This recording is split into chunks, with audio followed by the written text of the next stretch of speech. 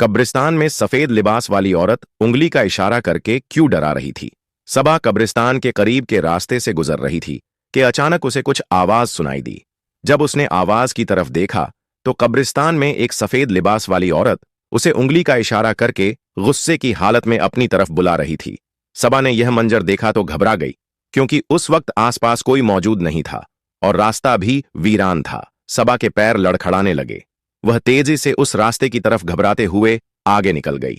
वह जैसे तैसे करके अपने घर पहुंची और राहत की सांस ली। दूसरे दिन फिर सबा को गांव की तरफ जाना हुआ। गांव की तरफ जाने का वही एक रास्ता था जो कब्रिस्तान के करीब से होकर गुजरता था। सबा फिर उसी रास्ते से गुजरी।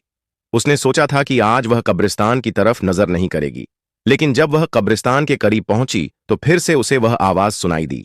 जब उसने कब्रिस्तान की तरफ देखा तो वही सफेद लिबास वाली औरत उसे अपनी तरफ बुला रही थी। सबा डरते डरते उस औरत के करीब गई और पूछा, क्या बात है, तुम कौन हो और मुझे इस तरह क्यों बुला रही हो?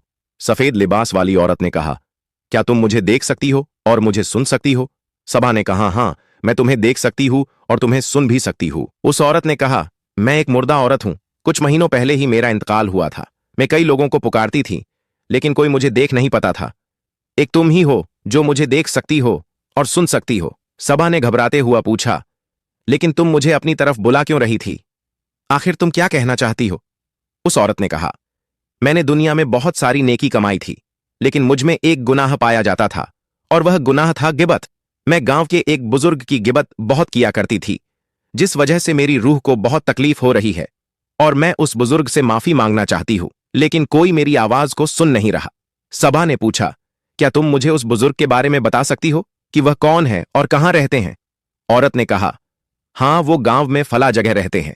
अभी ये गुफ्तगू खत्म हुई कि इतने में सबा की आंख खुल जाती है और उसे पता चलता है कि वह तो एक ख्वाब देख रही थी, लेकिन ख्वाब की तहकीकात करना जरूरी था, इसलिए वह बुजुर्ग की तलाश में निकल पड़ती है।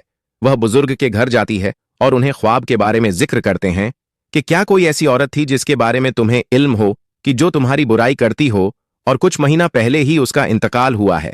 बुजुर्ग ने कहा, हां, मैं उसे औरत को जानता हूं जो हमारे मोहल्ले में ही रहती थी। सबा ने कहा, वह बहुत तकलीफ में है, अगर आपसे हो सके तो आप उसे माफ कर दो ताकि उसे पर अल्लाह का अजाब कम हो जाए। बुजुर्ग ने कहा, दुनिया में जैसा करोगे आखिरत में वैसा ही पाओगे, लेकिन फिर भी मैं अल्लाह के वास्ते उसे माफ करता हूं, अल्लाह उसके तमाम गुनाहों को माफ करे। उसके बाद सबा का उस रास्ते से गुजरना हुआ तो उसने देखा कि वो औरत उसकी तरफ मुस्कुरा रही थी। दोस्तों, कब्रिस्तान के इस वाकये के बारे में आपका क्या कहना है, हमें कमेंट बॉक्स में जरूर बताइए।